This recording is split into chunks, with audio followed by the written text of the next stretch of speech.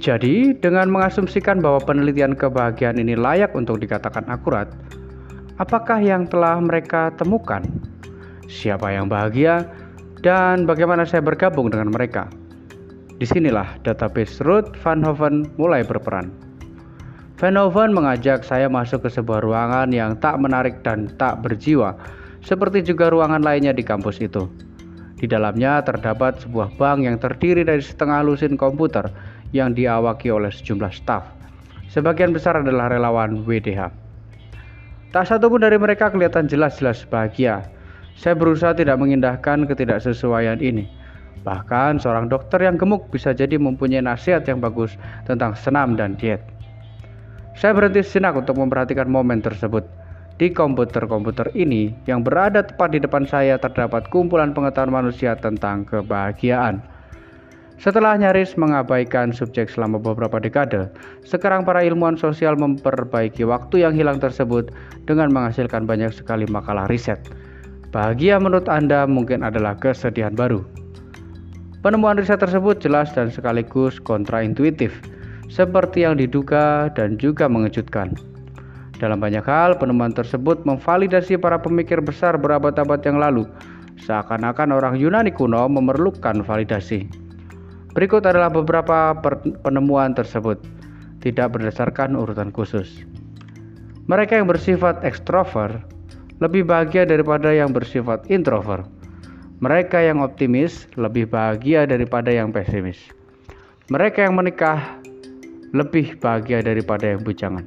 Kendati mereka yang mempunyai anak tidak lebih bahagia daripada pasangan yang tidak mempunyai anak. Orang Partai Republik lebih bahagia daripada orang Demokrat. Mereka yang menghadiri layanan keagamaan lebih bahagia daripada mereka yang tidak. Orang yang mendapat gelar dari perguruan tinggi lebih bahagia daripada mereka yang tidak mempunyai gelar itu. Sekalipun orang yang mempunyai gelar sangat tinggi kurang bahagia daripada mereka yang hanya bergelar sarjana.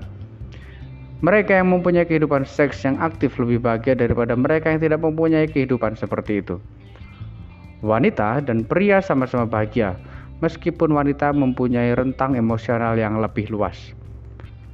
Berselingkuh akan membuat Anda bahagia, tapi tidak akan mengkompensasi hilangnya kebahagiaan sangat besar yang akan timbul apabila pasangan Anda mengetahui dan meninggalkan Anda.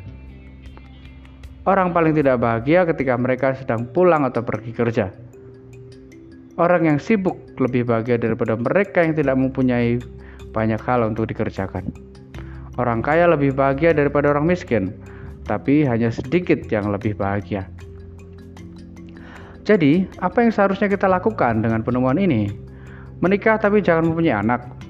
Mulai pergi ke gereja secara teratur. Drop out dari program doktoral. Tunggu dulu. Para ilmuwan sosial kesulitan menguraikan apa yang mereka sebut kausalitas terbaik. Atau apa yang biasanya kita sebut dengan masalah telur dan ayam. Misalnya orang sehat lebih bahagia daripada orang yang tidak sehat. Atau bahwa apakah orang bahagia cenderung lebih sehat? Orang menikah bahagia atau mungkin orang yang bahagia lebih mungkin untuk menikah? Sulit diungkapkan. Kausalitas terbalik merupakan momok membuat kesulitan dalam banyak proyek riset. Meskipun demikian, yang benar-benar ingin saya ketahui bukan siapa yang bahagia, tetapi di mana mereka bahagia dan mengapa. Van Hoven menarik nafas panjang ketika saya menanyakan hal ini dan menuangkan secangkir teh lagi. Di sini, penghitungannya menjadi lebih rumit. Dapatkah kita benar-benar mengatakan negara mana yang rakyatnya lebih bahagia daripada rakyat negara lain? Apakah pencarian saya tentang tempat-tempat yang bahagia sudah berakhir sebelum dimulai? Semua budaya mempunyai sebuah kata untuk kebahagiaan, dan beberapa kebudayaan mempunyai banyak kata untuk itu. Tetapi apakah kata bahasa Inggris happiness mempunyai arti yang sama dengan bahasa Prancis bonheur, atau bahasa Spanyol felicidad, atau bahasa Arab sa'adah? Dengan kata lain, apakah kebahagiaan dapat diterjemahkan? Dan suatu bukti bahwa jawabannya adalah ya. Swiss melaporkan tingkat kebahagiaan yang sama. Apakah mereka melakukan survei dalam bahasa Prancis, Jerman, atau Itali? 3 bahasa utama negara tersebut. Semua budaya menghargai kebahagiaan, tetapi tidak hingga tingkat yang sama. Negara-negara Asia Timur cenderung memberi kepekaan pada keharmonisan dan pemenuhan kewajiban sosial daripada kepenuhan kepuasan individu. Barangkali bukan kebetulan negara-negara ini juga melaporkan tingkat kebahagiaan yang lebih rendah, yang disebut jurang kebahagiaan Asia Timur, yang bagi saya terdengar seperti China's Grand Canyon. Kemudian ada bias keinginan sosial. Permasalahannya di sini adalah bahwa orang menjawab survei kebahagiaan dari hati mereka, tetapi dalam cara yang disetujui oleh masyarakat mereka. Orang Jepang misalnya terkenal cenderung tidak mau menonjolkan diri, takut menjadi seperti peribahasa paku yang menonjol. Mereka juga terkait dengan kekayaan mereka tidak sangat bahagia. Saya pernah tinggal di Jepang selama bertahun-tahun dan tidak pernah menjadi terbiasa melihat wanita Jepang yang menutupi mulut mereka ketika mereka tertawa atau tersenyum, seakan-akan malu dengan keriangan mereka. Kita orang Amerika sebaliknya menunjukkan kebahagiaan kita, dan meskipun terdapat perbedaan, mereka bersalah karena membesar-besarkan kesenangan hanya untuk membuat mengesankan. Berikut adalah yang dikatakan seorang warga negara Polandia terkait tinggal di Amerika Serikat kepada penulis Laura Kloss Sokol tentang orang Amerika. Apabila orang Amerika mengatakan hebat, saya tahu itu adalah bagus. Apabila mereka mengatakan bagus, saya tahu itu lumayan. Apabila mereka mengatakan lumayan, saya tahu itu jelek. Ini akan menjadi sulit. Atlas kebahagiaan, jika memang ada, tidak akan mudah dibaca. Atlas tersebut akan menjadi seperti peta kumal yang terletak di lemari kaos tangan Anda. Tapi saya bertekad untuk tepat berusaha maju. Yakin bahwa kendati kita mungkin tidak dapat membedakan perbedaan tipis arsiran kebahagiaan di antara negara-negara. Tapi saya bertekad untuk tetap berusaha maju, yakni bahwa kendati kita mungkin tidak dapat membedakan perbedaan tipis arsiran kebahagiaan di antara negara-negara, kita pasti dapat mengatakan bahwa beberapa negara tertentu lebih bahagia daripada negara lain. Van Hoven memberi saya akses penuh ke basis datanya dan mengucapkan semoga berhasil. Tapi pertama-tama dia mengingatkan saya, Anda mungkin tidak menyukai apa yang Anda temukan. Maksud Anda? Tempat-tempat yang paling bahagia, jelasnya, tidak mesti sesuai dengan dugaan kita. Beberapa negara yang paling bahagia di dunia, Islandia, Denmark misalnya, adalah homogen, menghancurkan kepercayaan Amerika bahwa ada kekuatan dan kebahagiaan dalam kebinekaan. Satu penemuan yang baru saja diungkap Van Hoven telah membuatnya sangat tidak populer di kalangan sesama sosiolog. Dia menemukan bahwa distribusi pendapatan tidak memprediksi kebahagiaan. Negara-negara di mana terdapat jurang lebar antara si kaya dan si miskin tidak kurang bahagia daripada negara-negara di mana kekayaan didistribusikan dengan lebih merata. Kadang-kadang negara-negara tersebut justru lebih bahagia. Para kolega saya tidak senang, kata Van Hoven. Ketidakadilan adalah urusan besar di sini di Departemen Sosiologi. Keseluruhan karir didasarkan pada ketidakadilan. Saya menerima nasihatnya dengan sopan, tapi berpikir dia pasti telah membesar-besarkan bahagia yang terbentang di depan. Saya salah. Mencari tempat-tempat bahagia dapat membuat siapapun sedih atau setidaknya membuat mereka pusing. Dengan setiap klik mouse, saya menemukan misteri yang kontradiksi dan mencolok. Seperti ini. Banyak di negara-negara yang paling bahagia juga mempunyai tingkat bunuh diri tinggi. Atau penemuan ini. Orang-orang yang menghadiri pelayanan keagamaan melaporkan lebih bahagia daripada mereka yang tidak. Tetapi bangsa-bangsa yang paling bahagia adalah bangsa sekuler. Dan Amerika Serikat, negara paling kuat di dunia, bukanlah negara adidaya kebahagiaan. Banyak bangsa lain yang lebih bahagia daripada Amerika Serikat. Hari-hari saya di Rotterdam terjebak di dalam rutinitas yang menyenangkan. Saya makan pagi di hotel, mungkin memanjakan diri dengan sedikit intercourse, lalu naik kereta bawah tanah ke WDH. Di sana saya menyaring makalah dan data riset, mencari atlas kebahagiaan yang sulit dipahami. Di malam hari saya pergi ke kafe, tempat saya minum bir hangat, menghisap rokok kecil dan memikirkan sifat kebahagiaan.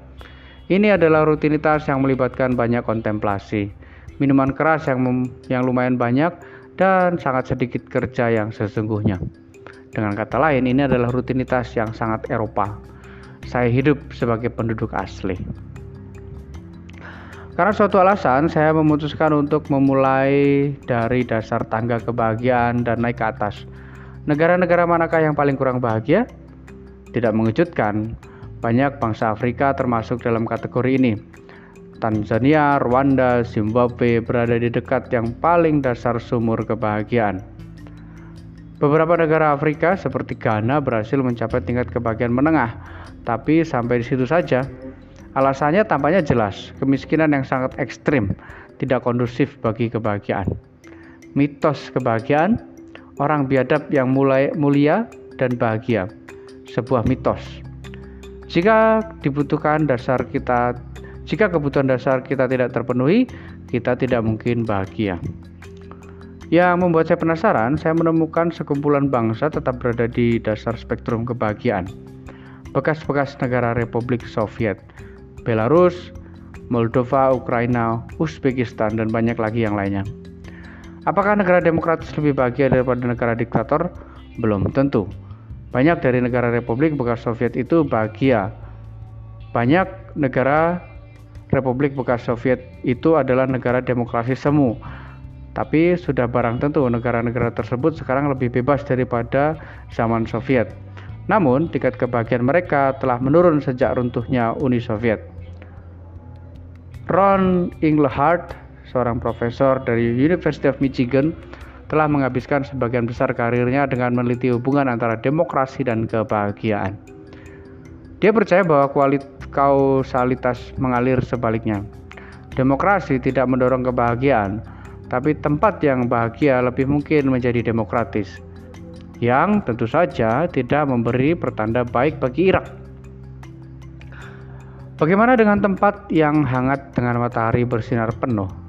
Surga tropis yang kita kaitkan dengan kebahagiaan dan kita membayar mahal untuk berlibur ke sana. Ternyata tempat itu tidak begitu bahagia. Fiji, Tahiti, Kepulauan Bahama, mereka tergolong dalam tingkat kebahagiaan menengah. Negara-negara yang beriklim sedang cenderung menjadi negara yang bahagia. Dan sebagian negara yang paling bahagia, Islandia misalnya, benar-benar dingin. Percaya atau tidak, sebagian besar orang di dunia mengatakan bahwa mereka bahagia. Hampir setiap negara mencetak nilai antara 5 dan 8 pada skala nilai 10. Ada sedikit perkecualian. Orang Moldova yang muram secara konsisten mencetak nilai 4,5, dan selama periode waktu yang singkat pada 1962, warga negara Republik Dominika hanya dapat mengumpulkan nilai 1,6. Tingkat kebahagiaan terendah yang pernah tercatat di planet ini. Namun, seperti yang saya katakan, ini adalah perkecualian yang langka. Sebagian besar orang di dunia bahagia. Mengapa hal seperti itu mengejutkan? Ada dua jenis orang yang menurut saya dapat dipersalahkan: jurnalis dan filsuf. Media tempat saya menjadi anggotanya yang bersalah, sebagaimana lazimnya hanya melaporkan berita buruk, perang, kelaparan, perang terbaru, dalam rumah tangga Hollywood. Saya tidak bermaksud mengecilkan masalah di dunia, dan Tuhan tahu saya telah mendapatkan kehidupan yang baik dengan melaporkannya. Tapi kami sebagai jurnalis benar-benar telah melukiskan gambaran yang terpelintir. Bagaimanapun, filsuf adalah pihak yang benar-benar bersalah. Orang kulit putih dari Eropa yang suka berpikir. Mereka cenderung berpakaian serba hitam, merokok terlalu banyak, dan mempunyai kesulitan dalam berkencan. Jadi mereka nongkrong saja sendirian di kafe sembari merenungkan alam semesta. Dan kejutan, mereka menyimpulkan bahwa dunia ini bukan tempat yang bahagia. Tentu saja ini bukan tempat yang bahagia, ya ini jika mereka kebetulan adalah orang berkulit putih pucat yang kesepian dan terus merenung. Orang yang bahagia misalnya Heidelberg yang hidup di abad ke-18 sibuk menjadi bahagia. Tidak menulis kritikan panjang dan melantur yang dimaksudkan untuk menyiksa mahasiswa di Bloomington yang belum lahir dan harus lulus filsafat dasar agar lulus perguruan tinggi. Yang paling parah adalah Freud. Kendati secara teknis bukan filsuf yang suka merenung, Freud banyak membentuk pandangan kita tentang kebahagiaan. Dia pernah berkata, Tujuan bahwa manusia haruslah bahagia bukanlah menjadi rencana penciptaan. Itu adalah pernyataan yang luar biasa, terutama yang berasal dari seorang yang gagasannya menambah fondasi sistem kesehatan mental kita. Bayangkan jika ada seorang dokter di Vienna di zaman pergantian abad mengatakan, tujuan bahwa manusia haruslah sehat bukanlah menjadi rencana penciptaan. Kita mungkin telah memenjarakannya atau setidaknya mencabut izin medisnya. Kita tentunya tidak akan mendasarkan keseluruhan sistem medis kita pada idenya. Namun itulah tepatnya yang telah kita lakukan dengan Freud. Tapi sebagian besar orang bahagia. Hal ini sulit saya mengerti. Saya adalah seorang dan saya tidak sangat bahagia. Yang membuat saya berpikir, saya termasuk dalam konstelasi data kebahagiaan Van Hoven yang mana jika saya jujur, dan saya mungkin juga merasa kesulitan menulis hal ini, saya akan mengatakan bahwa saya termasuk dalam nilai 6. Hal ini membuat saya sangat kurang bahagia daripada sesama orang Amerika. Tetapi menurut WDH, saya akan merasa sangat kerasan berada di Kroasia. Saya cenderung setuju dengan ahli bahasa dan sesama orang yang tidak menyenangkan, Anna Werbika, yang ketika dihadapkan pada pernyataan yang benar-benar sama bahwa sebagian orang dapat dikatakan bahagia, menjawab dengan satu pertanyaan sederhana. Siapakah orang yang menurut laporan itu adalah orang yang bahagia? Siapa? Itulah masalahnya. Kepala saya sakit. Apakah saya telah memulai misi yang sia-sia untuk menemukan tempat-tempat yang paling bahagia di dunia ini? Saya lalu melihat bahwa ada satu negara yang secara konsisten mencetak nilai tinggi pada skala kebahagiaan. Tidak menjadi nomor satu tapi nyaris. Negara itu kebetulan adalah negara yang sedang saya kunjungi tepat pada saat ini. Saya istirahat di kafe saya, memesan bir dan merenungkan kebahagiaan Belanda. Kenapa Belanda? Sebuah negara yang membosankan dan tidak jelas tipe mana ia berada. Begitu bahagia. Pertama-tama orang Belanda adalah orang Eropa, dan itu berarti mereka tidak perlu khawatir kehilangan asuransi kesehatan mereka ataupun pekerjaan mereka. Negara akan mengurus mereka. Mereka mendapat banyak sekali minggu liburan setiap tahun, dan karena menjadi orang Eropa, mereka berhak tanpa biaya tambahan bersikap superior dan tidak kentara terhadap orang Amerika. Apakah kepuasan diri menyebabkan kebahagiaan? Saya bertanya-tanya sambil meneguk bir terapiste saya. Tidak, pasti ada sesuatu yang lain. Toleransi, itu adalah bangsa yang jelas menginjak saya. Toleransi, ini adalah bangsa yang jangan menginjak saya yang sesungguhnya. Sebuah bangsa di mana tampaknya orang dewasa sedang di luar kota dan remaja yang memegang tanggung jawab. Tidak hanya selama akhir pekan, tetapi setiap saat. Orang Belanda menoleransi apa saja, bahkan ketidaktoleransian. Dalam beberapa dekade lalu, mereka menyambut dengan baik dengan tangan terbuka imigran dari seluruh dunia, termasuk imigran dari bangsa-bangsa yang tidak menoleransi hal-hal seperti kebebasan beragama dan wanita yang bekerja atau mengemudi mobil dengan wajah terbuka. Toleransi orang Belanda bukanlah tanpa pengorbanan, seperti tewasnya seorang pembuat film, Theo van Gogh, di tangan seorang ekstremis Muslim. Tetapi riset Van Hoven menunjukkan bahwa orang yang toleran cenderung bahagia. Seperti apakah wujud toleransi Belanda dalam kehidupan sehari-hari? Ada 3 hal langsung yang terlintas di pikiran. Narkoba, prostitusi, dan bersepeda. Di Belanda, ketiga aktivitas ini semuanya legal. Ketiganya dapat menyebabkan kebahagiaan dengan syarat dilakukan tindakan pencegahan tertentu. Memakai helm ketika bersepeda misalnya. Saya perlu menginvestigasi salah satu aktivitas ini dengan sangat mendetail untuk mencapai jantung kebahagiaan Belanda. Tapi yang mana? Bersepeda tentunya bermanfaat dan Tuhan tahu orang Belanda menyukai sepeda mereka. Tapi di luar dingin sekali, terlalu dingin untuk naik sepeda. Prostitusi? Aktivitas itu biasanya berlangsung di dalam ruangan, jadi cuaca tidak akan menjadi masalah.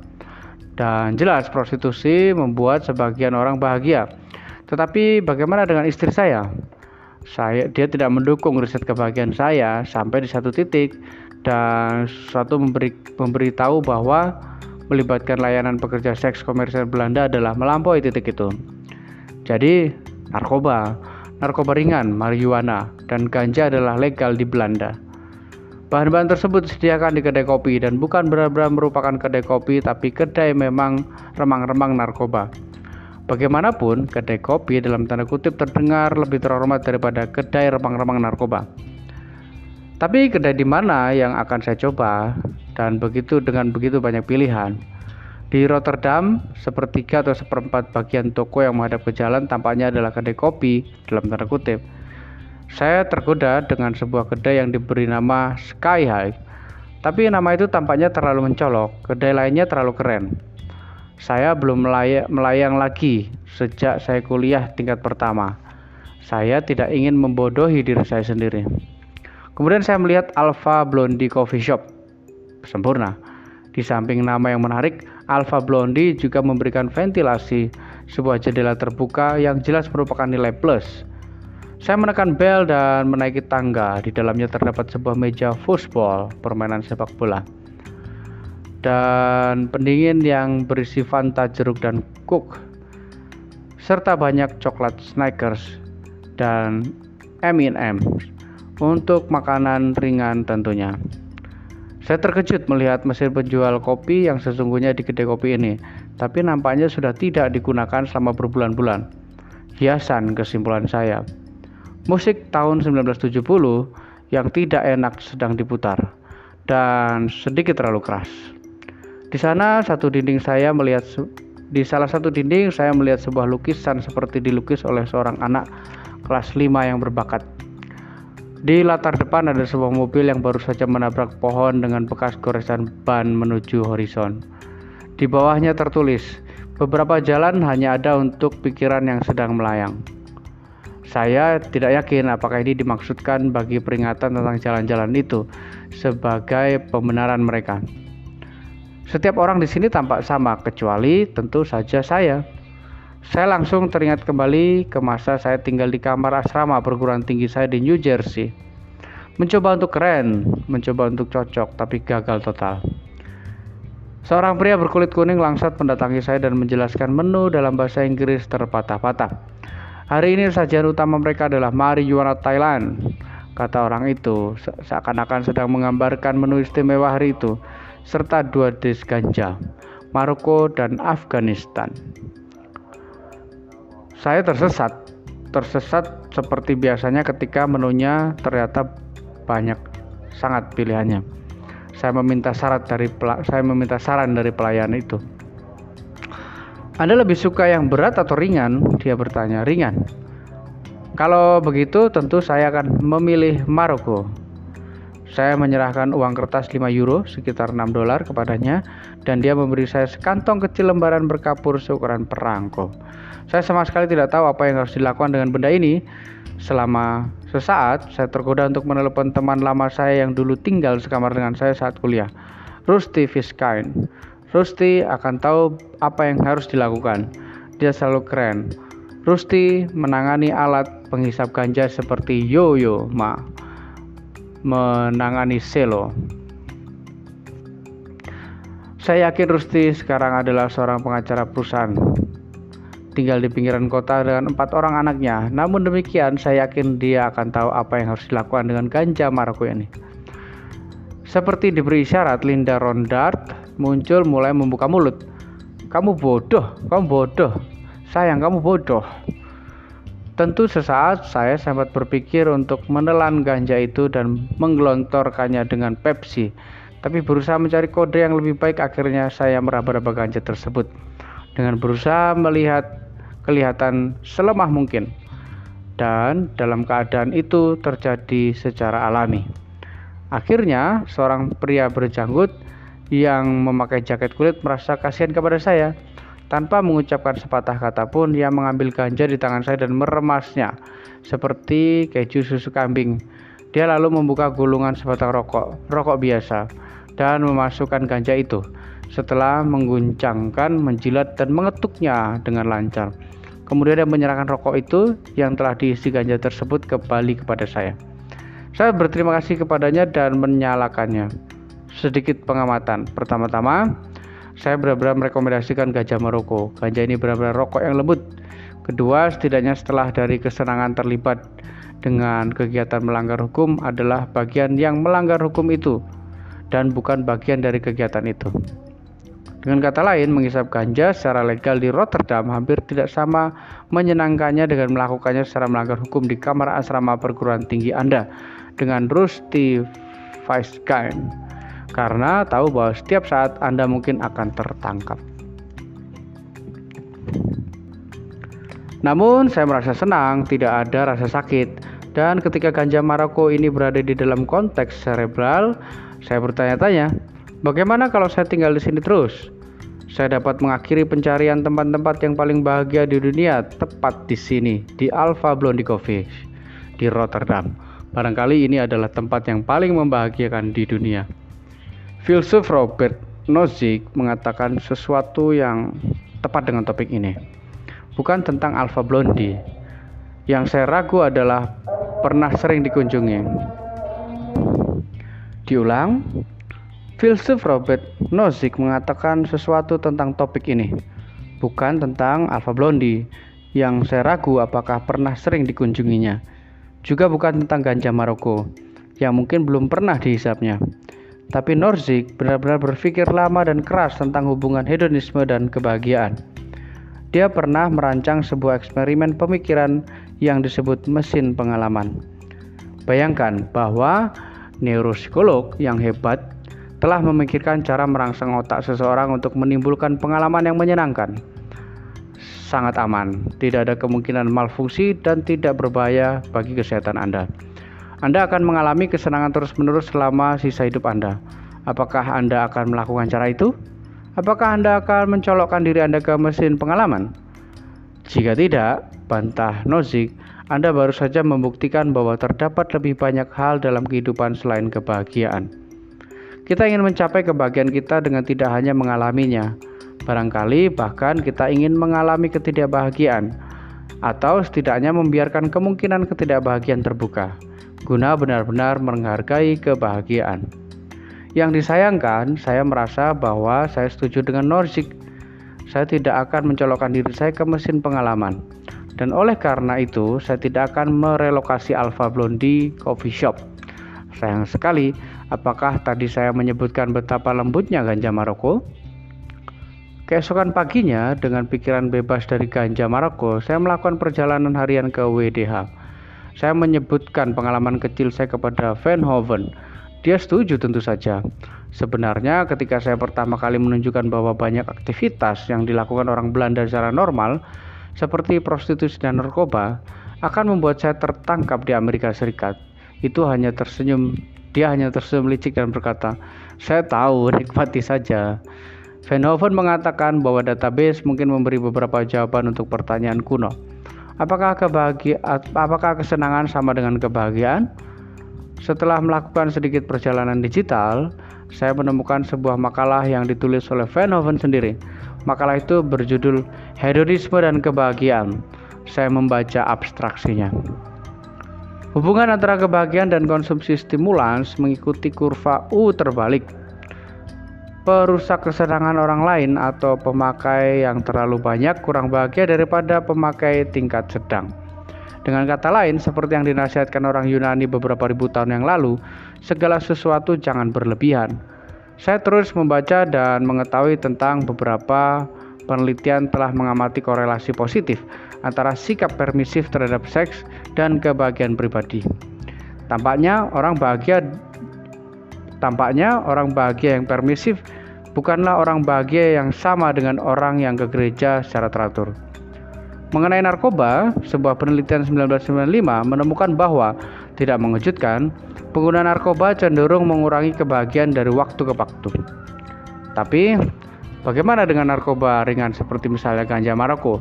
Ternyata hanya sedikit penelitian dalam bidang ini. Bagaimana dengan hal itu? Saya berpikir sembari menjauhi dari monitor komputer. Tadi malam di Alpha Blondy Coffee Shop, pada langkah saya pertama kalinya saya melakukan riset kebahagiaan modern. Siapa tahu, Ini adalah hari terakhir saya di Rotterdam, sebuah kota yang mudah dilupakan. Namun meski begitu saya akan merindukannya. Sekarang adalah saat yang tepat untuk berpisah dengan Veenhoven. Dan saya tidak pandai dalam mengungkapkan selamat tinggal. Saya mengucapkan terima kasih atas semua bantuannya, atas semua datanya yang penuh kebahagiaan. Lalu saya menambahkan ketika saya berhenti sebentar di pintu dan berkata, pasti sangat menyenangkan bekerja di bidang penelitian kebahagiaan.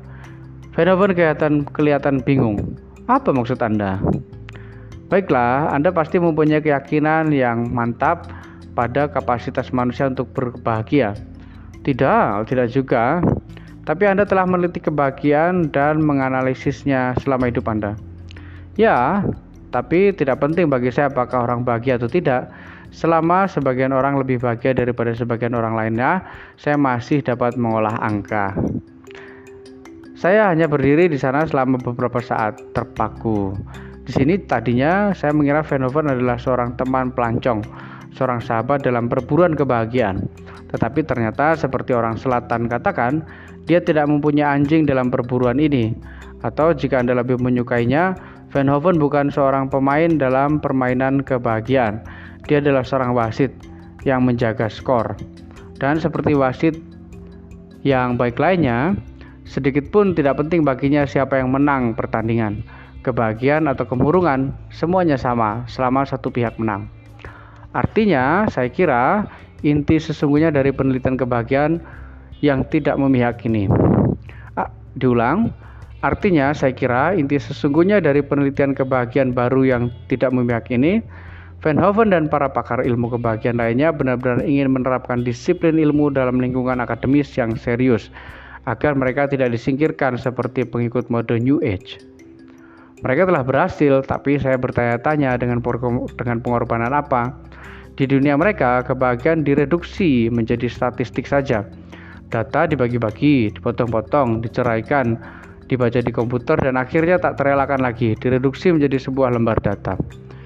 Dan saya tidak dapat berpikir lagi apa saja yang kurang bahagia daripada sebuah lembar data. Saya menyadari bahwa kunjungan saya ke WDH merupakan awal yang mulus tapi tidak lengkap. Di antara 8.000 penelitian dan makalah riset tersebut, tidak ada yang menyebutkan bahwa kebahagiaan yang berasal dari keseniannya, kesenangan yang tidak meningkat karena mendengarkan puisi. Saya menyadari bahwa kunjungan saya ke WDH merupakan awal yang mulus tetapi tidak lengkap.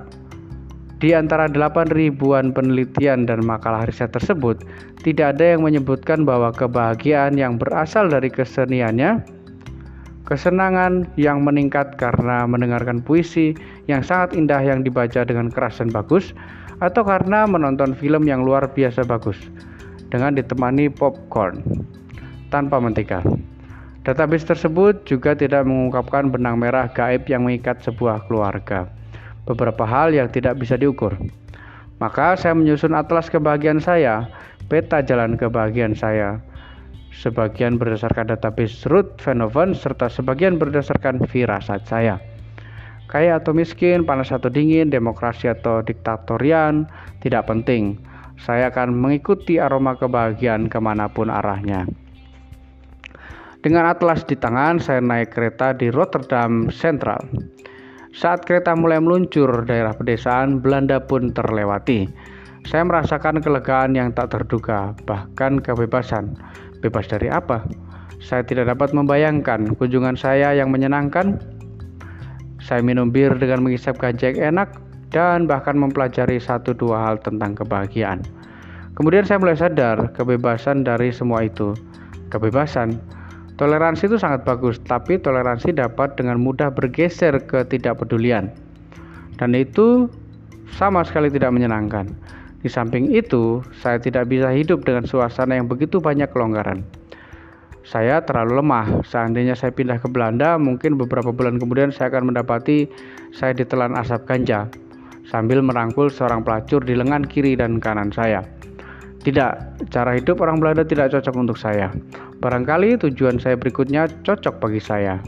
Saya sedang menuju ke sebuah negara tempat kereta berangkat tepat waktu. Jalannya bersih dan toleransi. Seperti setiap hal lainnya, didistribusikan dengan seksama, tidak berlebihan. Saya sedang menuju Swiss.